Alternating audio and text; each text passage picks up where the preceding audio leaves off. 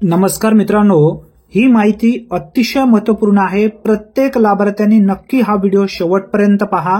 मित्रांनो, 2025 मध्ये 40 प्रकारचे कामगार महाराष्ट्र इमारत व इतर बांधकाम कामगार कल्याणकारी मंडळांतर्गत लाभ घेऊ शकतात। आता यामध्ये कोणकोणते कामगार फक्त 1 रुपयामध्ये नोंदणी करू शकतात, कोणत्याही एजंटला 1 रुपया सुद्धा देण्याची गरज नाही, फक्त 1 रुपये तुम्हाला लागणार आहे जेव्हा तुमचा अर्ज मंजूर होईल तेव्हा। आता नोंदणी कोणत्या ठिकाणी करायची आहे याबद्दलची सर्वप्रथम माहिती समजून घ्या। नव्याने नोंदणी नूतनीकरण अर्ज संगणक प्रणालीवर सादर करण्याकरता संबंधित बांधकाम कामगारांनी आपल्या मूळ कागदपत्रासह नजीकच्या तालुका कामगार सुविधा केंद्रात उपस्थित राहावे।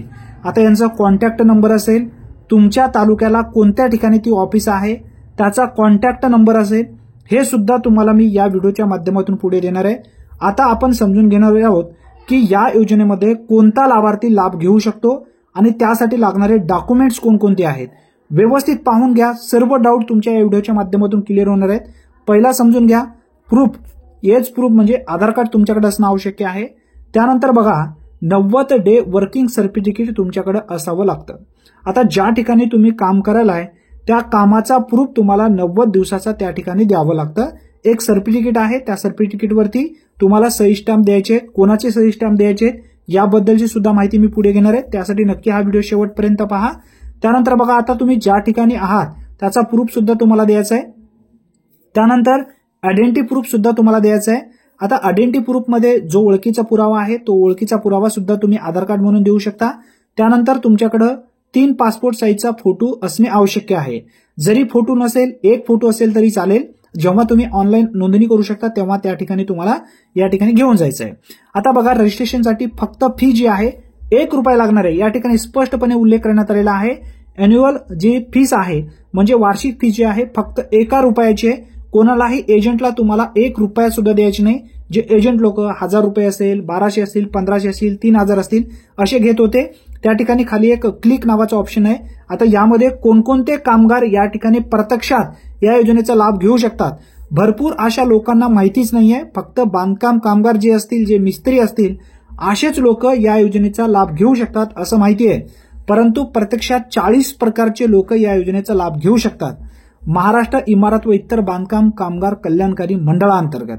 आता बांधकाम कामगार लाभार्थी नोंदणी अर्ज जो आहे हा अर्ज आहे, तुम्हाला अर्ज भरायचा नाही आणि फक्त तुम्हाला ऑनलाईन नोंदणी करायची आहे।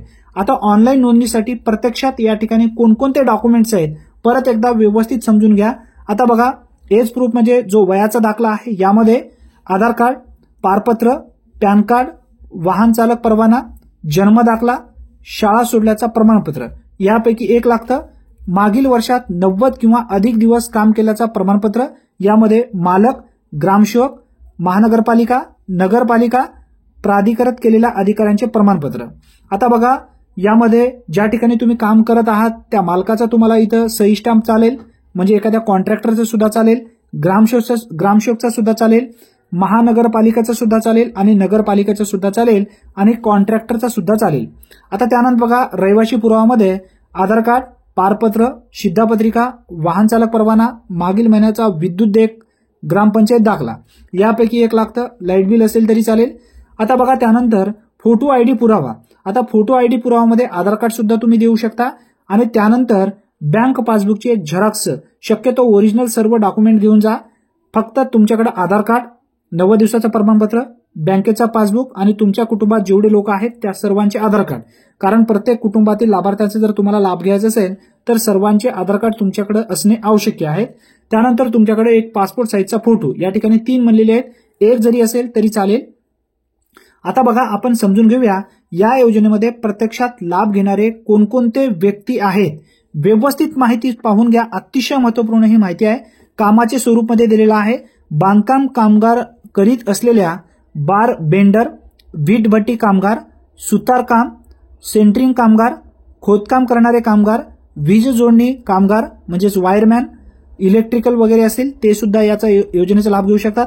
आभासी छत बसवणारा, फिटर, मदतनीस। आता इथे टॉपिक समजून घ्या, मदतनीस मध्ये ऑल टाईप हेल्पर या ठिकाणी तुम्ही जे काही कोणाला विट देणं असेल, मिस्त्रीच्या हाताखाली काम करणं असेल, कोणत्याही ठिकाणी गटार पिटार जे काही तुम्ही मदत हेल्पर आहात त्या ठिकाणी तुम्ही सर्व या योजनेमध्ये सहजरित्या लाभ घेऊ शकता.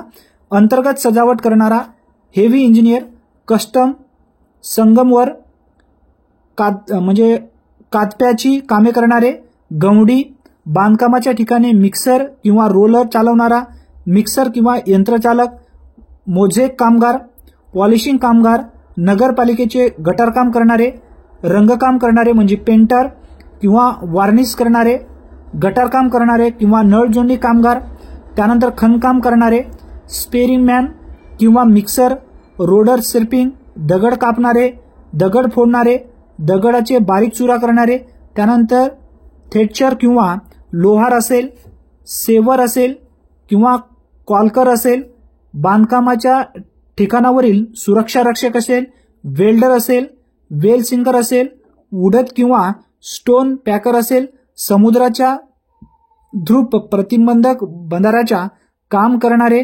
चुन्नाभट्टी कामगार करणारे, इतर यापैकी योग्य कामाचा स्पष्ट उल्लेख तुम्हाला द्यायचा आहे.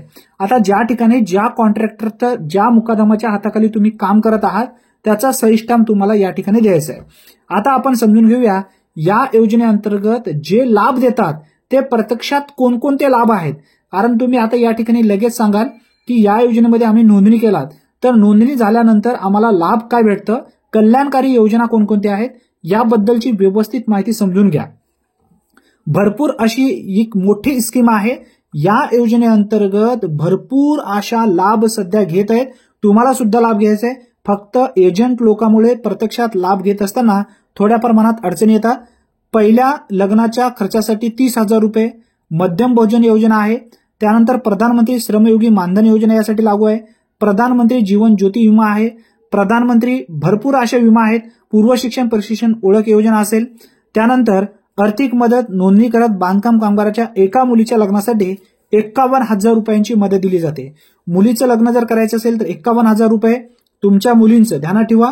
आता त्यानंतर बघा यामध्ये शैक्षणिक खर्चासाठी किती मदत दिली जाते याबद्दलची सुद्धा माहिती समजून घ्या. आता लग्नासाठी लागणारे डॉक्युमेंट्स कोणकोणते आहेत याबद्दलची सुद्धा माहिती आपल्या चॅनलवरती आपण अपलोड केलेली आहे. आता बघा यामध्ये शैक्षणिक खर्चासाठी तुमच्या कुटुंबातील 2 मुलांना या योजनेचा लाभ दिला जातं किंवा तुमच्या पत्नीला सुद्धा लाभ या योजनेचं दिलं जातं. 1ली ते 7वी पर्यंत विद्यार्थ्यांना 2,500 रुपये प्रति वर्षासाठी दिलं जातं. 8वी ते 10वीच्या विद्यार्थ्यांना 5,000 रुपये प्रति वर्षासाठी दिलं जातं. 75% किंवा त्याहून अधिक उपस्थित अनिवार्य आहे. म्हणजे 75% तुमचा मुलगा कंटिन्यू शाळेला गेलेला पाहिजे. आता त्यानंतर बघा 10वी किंवा 12वी वर्गातील विद्यार्थी 10,000 रुपये, जर 50% पेक्षा अधिक जर टक्केवारी त्या विद्यार्थ्याला मिळाली तर 10,000 रुपये वेगळी दिली जाते. 11वी ते 12वी वर्गात शिकत असेल मुलगा तर त्याला या ठिकाणी 10,000 रुपयांची शिष्यवृत्ती दिली जाते. म्हणजे 50%च्या वरी घेतलेलं असेल तर त्याला 10,000 रुपये आणि 11वी किंवा 12वीला 10,000 रुपये. आता डिप्लोमा कोर्स वगैरे पदविकेला 20,000 रुपये. आता वैद्यकीय पदवी असेल म्हणजे यामध्ये MBBS असेल किंवा डॉक्टरेट कोणतीही पदवी असेल तर 1,00,000 रुपयांची शिष्यवृत्ती दिली जाते. अभियांत्रिकी पदवी यामध्ये इंजिनिअरिंग जर तुम्ही कोणतेही करत असेल तर त्यासाठी तुम्हाला 60,000 रुपये दिले जातात.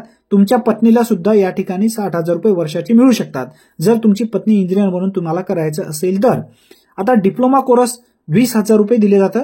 पोस्ट ग्रॅज्युएशनसाठी या ठिकाणी डिप्लोमा म्हणून 25,000 रुपयांची मदत दिली जाते तुमच्या मुलांना. फक्त हे शासन मान्यता प्राप्त असायला पाहिजे. आता त्यानंतर बघा MSCIT अभ्यासक्रमासाठी सुद्धा 4,500 रुपयांची मदत दिली जाते. आता आरोग्य काळजी, आता यामध्ये आरोग्यासाठी कोणकोणत्या योजना आहेत याबद्दलची माहिती समजून घ्या. आता तुमच्या पत्नीचं या ठिकाणी सीझर झालेलं असेल किंवा नॉर्मल डिलिव्हरी असेल, नॉर्मल डिलिव्हरीसाठी 15,000 रुपये, सीझरसाठी 20,000 रुपयांची मदत दिली जाते. आता बघा त्यानंतर गंभीर आजाराच्या उपचारासाठी 1,00,000 रुपयांची मदत या ठिकाणी तुम्हाला दिली जाते. नोंदणी करत बांधकाम कामगार त्यांच्या तिच्या कुटुंबातील सदस्यासाठी. बघा तुमच्या कुटुंबातील कोणत्याही सदस्यासाठी गंभीर आजार जर झालेला असेल तर त्याच्या उपचारासाठी 1,00,000 रुपयांची मदत दिली जाते. त्यानंतर बघा मुलगी 18 वर्षाची होईपर्यंत मुदत ठेव 1,00,000 रुपये. पहिल्या मुलीच्या जन्मानंतर गर्भ निरोधक शस्त्रक्रिया जर करायची असेल, तुम्हाला ऑपरेशन करायचे असेल तर त्यानंतर तुमच्या स्वतःचं तुम्हाला एक मुलगी ठेवायची आहे, त्यानंतर ऑपरेशन करायचे असेल तर 1 लाख रुपये 18 वर्षापर्यंत त्यासाठी दिली जाते. महात्मा ज्योतिबा फुले जन आरोग्य योजनेचा लाभ सुद्धा दिलं जातं. मोफत आरोग्य तपासणी सुद्धा केली जाते. आता आर्थिक मदतमध्ये ध्यानात ठेवा, आर्थिक मदतमध्ये बांधकाम कामाच्या ठिकाणी सुरू असताना अपघाती मृत्यू जर झाला त्या व्यक्तीचा, ज्यांची नोंदणी आहे, पती किंवा पत्नीची नोंदणी असेल, तर त्याला 5 लाख रुपयांची मदत त्याच्या वारसाला दिली जाते. आता त्यानंतर या ठिकाणी नैसर्गिक मृत्यू झाला तर 2 लाख रुपयांची मदत आहे. अटल बांधकाम कामगार आवास योजनेअंतर्गत 2 लाख रुपयांचं घरकुल दिलं जातं. शहरी भाग असो या ग्रामीण भाग असो दोन्हीसाठी दिली जाते. आता यामध्ये भरपूर असे लाभार्थी शहरी भागामध्ये सुद्धा प्रधानमंत्री आवास योजनेतून 2 लाख रुपये घेतात आणि अटल बांधकाम कामगार आवास योजनेतून 2 लाख रुपये घेतात. आणि शहरी भागामध्ये प्रधानमंत्री आवास योजनेसाठी इथं 2.5 लाख रुपयांची मदत आहे आणि यामध्ये सुद्धा मदत वाढीव आहे, म्हणजे 2 लाख रुपयांची आहे. आता त्यानंतर बघा, अंतिम संस्कारासाठी मदत 10,000 रुपयांची दिली जाते. त्यानंतर बघा, नोंदणी करत जे काही बांधकाम कामगार आहे, विधवा किंवा विधुर पत्नीस जर एखाद्या कुटुंबातून व्यक्तीचा मृत्यू झाला, यामध्ये पती किंवा पत्नीला, तर त्याच्या विधुर किंवा विधवा पत्नीला 5 वर्षासाठी सलग या ठिकाणी 24,000 रुपये दिले जातात. आता तुम्हाला घरकुल खरेदीसाठी किंवा घर खरेदीसाठी 6 लाख रुपयांचे बँकेकडून कर्ज दिलं जातं आणि त्यावर 2 लाख रुपयांचे अनुदान या ठिकाणी मोफत आहे तुम्हाला, म्हणजे 4 लाख रुपये फक्त तुम्हाला फेडायचे आहेत. आता नोंदणीकृत बांधकाम कामगाराचा मृतदेह त्यांच्या गावी राहण्याच्या ठिकाणी जर न्यायचा असेल तर त्यासाठी सुद्धा मदत दिली जाते. अशा पद्धतीने एवढ्या योजना आहेत, एवढ्या योजनेचा लाभ तुम्हाला सहजरित्या घेता येतं. आता कोणत्या ठिकाणी नोंदणी करायची आहे, तुम्हाला एजंटला 1 रुपया सुद्धा द्यायचा नाही. फक्त नोंदणी करण्यासाठी तुम्हाला तालुका कामगार सुविधा केंद्रावरती जायचं आहे आणि त्या ठिकाणी जाऊन तुम्हाला नोंदणी करायची आहे. आता भरपूर लाभार्थी म्हणतील तर कोणत्या ठिकाणी आहे कामगार सुविधा केंद्र, याबद्दलची माहिती आम्हाला नाही आहे, किंवा भरपूर असे एजंट आहेत, परंतु प्रत्यक्षात जे काही शासकीय बांधकाम कामगार ऑफिस आहे तालुक्याच्या ठिकाणी, त्याचा जर कॉन्टॅक्ट नंबर पाहिजे असेल तर तुम्हाला संपर्क नंबर कोणत्या ठिकाणी भेटणार आहे याबद्दलची माहिती देतोय. आता या वेबसाईटवरती यायचे, याची वेबसाईटची मी लिंक व्हिडिओच्या डिस्क्रिप्शन बॉक्समध्ये देईल किंवा तुम्हाला डायरेक्ट गुगलमध्ये बांधकाम कामगार म्हणून सर्च केल्यानंतर सुद्धा मिळेल. आता बघा, आमच्याशी संपर्क साधा नावाचा एक ऑप्शन आहे, यावरती क्लिक करायचं आहे. यावरती क्लिक केल्यानंतर तुम्हाला तुमच्यासमोर एक दुसरा पेज ओपन होईल.